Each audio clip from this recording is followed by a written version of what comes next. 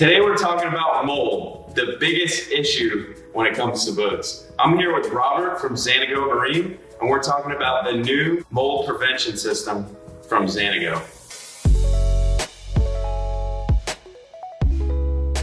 It's like the biggest issue in the marine industry is mold, whether it's on cushions and bilges, inside cabins. It exists because we're in a wet environment. There's dark places and mold seems to accumulate in all those. So Robert, tell us a little bit about this new mold prevention system that you guys come out with. Yeah, no worries. So the Xanigo mold and mildew prevention system is really designed because everyone was asking, how do I get mold and mildew off of my seats? And that actually creates another problem, right? Which the means to get mold and mildew off your seats, there's lots of things out there, lots of good products out there. The problem is they're all really harsh. Sure. And so what happens is 3 or 4 years down the road, your seams are splitting, your vinyl's degraded, right? It just looks bad. It just gets tore up, right? So you end up taking it in and getting your interior all redone. So when we look at this, we say, hey, let's look and see if we can develop something that is really designed to stop mold and mildew from growing in the first place.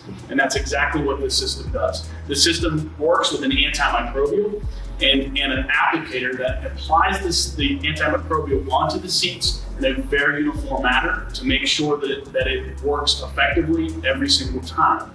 What the antimicrobial does, it enables you to basically cover and protect your seats for up to 90 days. Okay.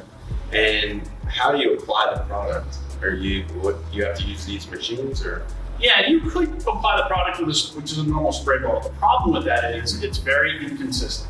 And you get heavy spots in some areas, you get light spots in other areas, you miss spots just because you don't have a good stream of coverage. These guns are designed specifically to apply this product, meaning that we've designed the molecule size that comes out of this gun to be the proper molecule size to create the best efficacy of this product, and it enables you to cover like paint, right? So when you're painting, you don't miss a spot. When you're painting, you're doing the same thing with this. Yeah.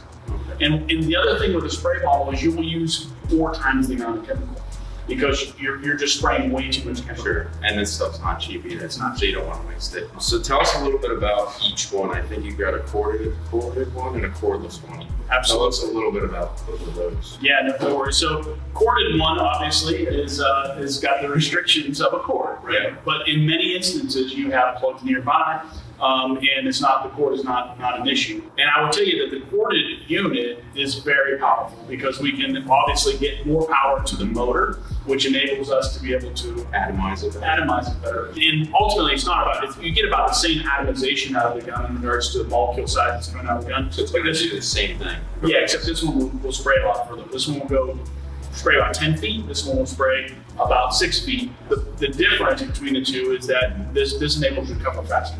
Right? So you get your boat done in 5 minutes. Our cordless gives you the benefit of being able to be free of a cord. So if you're going down to the marina often to spray the marina, if you're going down in areas where you're traveling a lot where they maybe need you have the ability to use a cord. Still seems pretty powerful. They are definitely corded or cordless. They are the most powerful guns in the industry for sure. And so is it similar like how it works with a paint gun? You've got a product or a fan here? Yep, we've got the ability to jog your amount of chemical that's coming through, and then as well you have the ability to adjust your spray pattern. So you can have a wide pattern or you can have a concave pattern. So which machine do you actually prefer, corded or cordless?